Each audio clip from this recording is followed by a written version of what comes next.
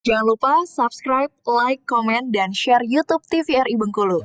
Dan nyalakan loncengnya ya.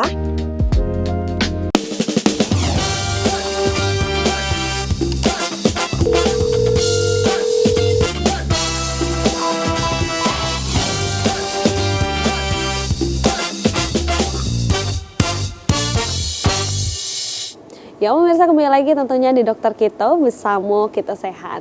Nah tadi sempat aku tanyakan ya dokter ya terkait migrain ini, apakah ada migrain akut nih dokter, atau mungkin migrain ini juga bisa menjadi pertanda untuk penyakit lainnya juga dok? Iya, jadi untuk migrain sendiri dia dikatakan akut itu sebenarnya cuman waktunya aja ya. Biasanya dia tuh berlangsung 4 sampai 72 jam gitu aja sampai 3 hari. Kalau misalnya dia sebagai suatu penanda penyakit, iya bener ya. Ada juga nanti red flag-nya gitu. Kapan memang migrain itu sebenarnya bukan hanya nyeri kepala primer yang cuman migrain gitu, tapi itu adalah suatu penanda untuk penyakit yang lain gitu.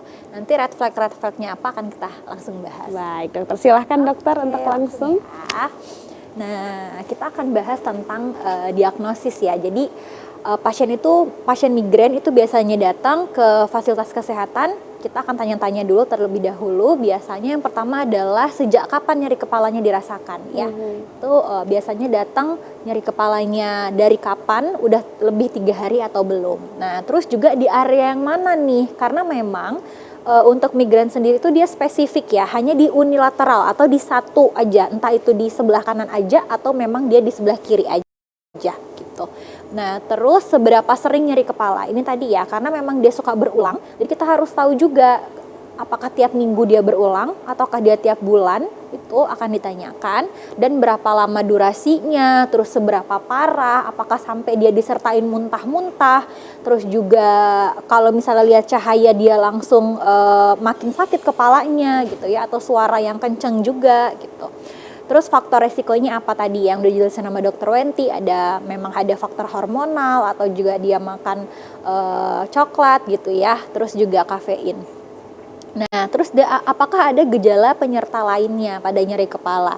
Nah, dan paling sering kita juga akan tanya apakah dia ada aura gitu ya. Tadi kan migrain sendiri tuh ada klasifikasinya 2, dengan aura atau tanpa aura. Yang dengan aura biasanya sebelum dia sakit kepala atau pada saat sakit kepala di awal dia akan melihat kilatan cahaya, itu yang paling sering ya. Jadi kayak ada petir gitu katanya ya, kalau pasien yang memang pernah aura dia kayak ngeliat ada cahaya-cahaya yang kalau dia buka mata tuh cahayanya kayak kilat gitu. Nah, baru setelah itu dia akan nyeri kepala yang berat di unilateral atau di salah satu sisi. Nah, itu akan ditanya karena ini penting gitu ya. Beda juga nanti diagnosisnya antara dia dengan aura ataupun dia yang tanpa aura. Nah, ini yang tadi ya. Jadi migrain itu sendiri juga bisa suatu penanda penyebab pada penyakit lain gitu ya.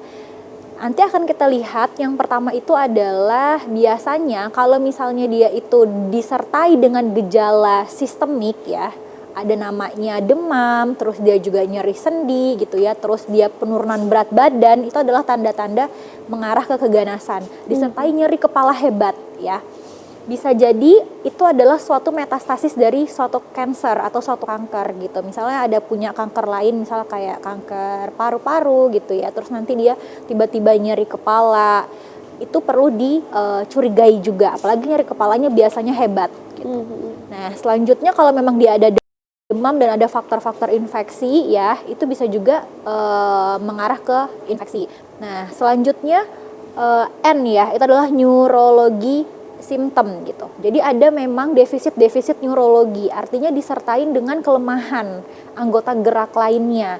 Jadi pada pasien-pasien stroke biasanya itu juga awal mulanya dia sebelum dia kelemahan, biasanya dia suka nyeri kepala dulu, nyeri kepala berulang.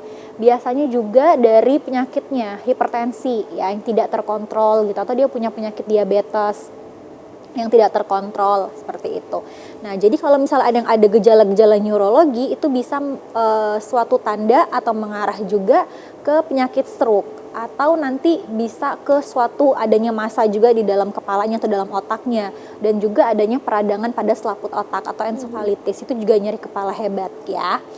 Itu dari tanda-tanda neurologi. Dan biasanya pada neurologi tadi disertai juga defisit neurologi ada kelemahan di tungkai atau ngomongnya cadel gitu ya. Terus juga mulutnya meot ke satu arah, itu juga ada dan perlu diperhatikan ya. Selain berarti ini bukan nyeri kepala biasa gitu. Selanjutnya adalah ada onset awitannya ya. Kalau misalnya nyeri kepalanya mendadak ya, itu kita takutnya adalah perdarahan di intrakranial ya, ada di dalam otaknya gitu. Dan dia itu biasanya pada pasien-pasien yang hipertensi, yang tensinya tiba-tiba tinggi. Sebenarnya nggak tiba-tiba ya, dia itu punya penyakit hipertensi cuman tidak terkontrol. Nah, tiba-tiba dia meledak lah istilahnya ya, pembuluh darahnya meledak di dalam otak gitu. Tiba-tiba langsung nyeri kepala yang sangat hebat. Biasanya pasien ini adalah nyeri kepala yang paling hebat yang pernah saya rasakan gitu. Dan biasanya pasien ini juga bisa sampai penurunan kesadaran gitu ya. Jadi sebelum sampai pasiennya ke tahap itu, harusnya kalau memang pemirsa punya hipertensi, punya sakit gula di rumah, itu memang benar-benar harus dicek setiap bulan. Bahkan memang kalau punya obat rutin, itu obat rutinnya memang harus diminum. Ya, karena sakit kepala itu jangan sampai jadi suatu penanda ke penyakit lainnya, apalagi tiba-tiba sampai ke perdarahan di dalam otaknya gitu. Selanjutnya ada umur ya. Kalau umur yang lebih tua, lebih dari 50 tahun, itu juga bisa mengarah ke penyakit anemia. Biasanya itu juga sakit kepala dulu biasanya. Terus juga kalau ada disertain dengan nyeri pada mata gitu ya. Salah satunya juga ternyata itu sakit kepalanya mengarahnya ke sakit mata gitu ya. Terus juga ada hipertensi dan juga ada peningkatan tekanan di dalam otaknya. Ya itu sama ya intinya. Intinya adalah sakit kepala itu kalau sudah ada red flag yang saya sebutkan tadi, itu segera bawa aja. Ya berarti itu adalah suatu penanda dari penyakit yang lain, bukan migrain yang disebabkan oleh hanya migrainnya saja gitu. Nah, selanjutnya untuk diagnosis lanjut ada juga yang namanya aura dengan tanpa aura ya. Nah, tadi bedanya cuma itu aja sih. Kalau misalnya ada kilatan cahaya tadi, itu biasanya dia yang dengan aura gitu. Oke, untuk slide-nya.